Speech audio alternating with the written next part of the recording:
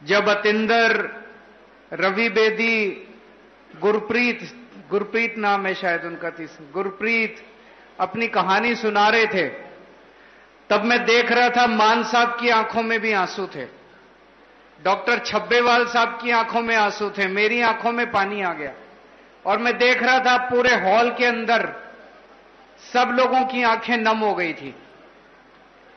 क्या हाल कर दिया था इन लोगों ने पंजाब का हमारे से पहले। ये नशा कोई 5 दिन में 10 दिन में नहीं आया। हमारे से पहले जितनी सरकारें थी उन लोगों ने पंजाब को इतने अंधेरे में डुबो दिया था, पंजाब की जवानी को, पंजाब के बच्चों को अंधेरे में डुबो दिया था कि ऐसे लगता था कि जब अब कोई उम्मीद ही नहीं बची है। लेकिन मुझे बहुत खुशी है जिस तरह से युद्ध नशे विरुद्ध ये पूरा अभियान छेड़ा गया है और जिस तरह से नशा तस्करों के खिलाफ एक्शन लिया जा रहा है, उनके घर तोड़े जा रहे हैं, उनको गिरफ्तार किया जा रहा है, उनके खिलाफ सख्त एक्शन लिया जा रहा है। पूरे पंजाब में जगह जगह नशा मुक्ति केंद्र खोले गए हैं। जो जो बच्चे नशे से बाहर आना चाहते हैं उनके लिए नशा मुक्ति केंद्र खोले गए हैं। अब एक उम्मीद जागी है पूरे पंजाब के अंदर, हर गांव के अंदर अब लोग अपनी जिम्मेदारी ले रहे हैं कि हमें अपने पिंड को, हमें अपने गांव को अब नशा मुक्त करना है। मैंने इन तीनों से पूछा, इन तीनों ने कहा जी हम जिम्मेदारी ले रहे हैं, हम अपने गांव के एक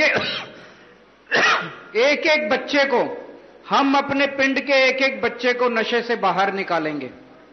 इसी तरह से अब लोगों को जिम्मेदारी लेनी पड़ेगी कि हमें अपने गांव के एक एक बच्चे को नशे से बाहर करना है।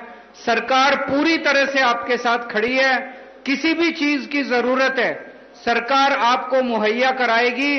लेकिन हमें अब जब ठान लिया है और पूरी सरकार लगी हुई है तो किसी भी हालत में अब हमें एक भी बच्चे को नशे में नहीं छोड़ना।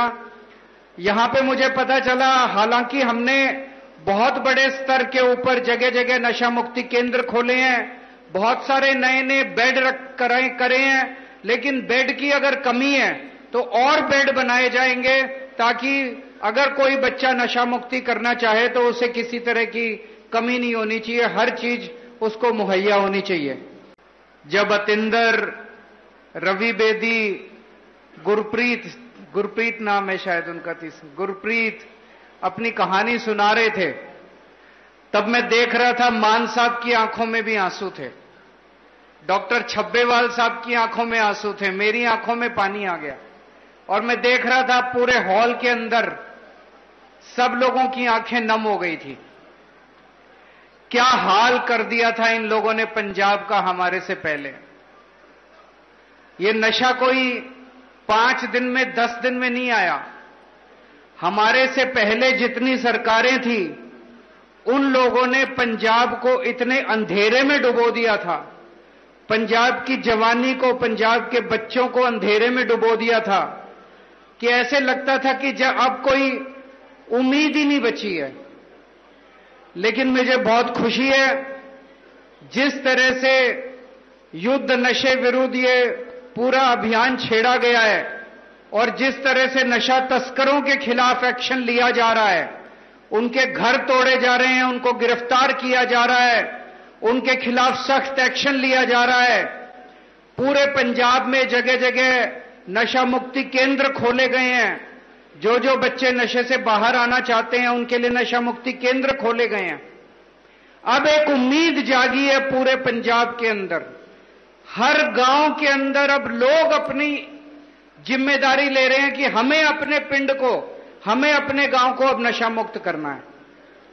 मैंने इन तीनों से पूछा, इन तीनों ने कहा जी हम जिम्मेदारी ले रहे हैं, हम अपने गांव के एक एक बच्चे को, हम अपने पिंड के एक एक बच्चे को नशे से बाहर निकालेंगे। इसी तरह से अब लोगों को जिम्मेदारी लेनी पड़ेगी कि हमें अपने गांव के एक एक बच्चे को नशे से बाहर करना है। सरकार पूरी तरह से आपके साथ खड़ी है, किसी भी चीज की जरूरत है सरकार आपको मुहैया कराएगी। लेकिन हमें अब जब ठान लिया है और पूरी सरकार लगी हुई है, तो किसी भी हालत में अब हमें एक भी बच्चे को नशे में नहीं छोड़ना। यहां पे मुझे पता चला, हालांकि हमने बहुत बड़े स्तर के ऊपर जगह जगह नशा मुक्ति केंद्र खोले हैं, बहुत सारे नए नए बेड करे हैं, लेकिन बेड की अगर कमी है तो और बेड बनाए जाएंगे, ताकि अगर कोई बच्चा नशा मुक्ति करना चाहे तो उसे किसी तरह की कमी नहीं होनी चाहिए, हर चीज उसको मुहैया होनी चाहिए।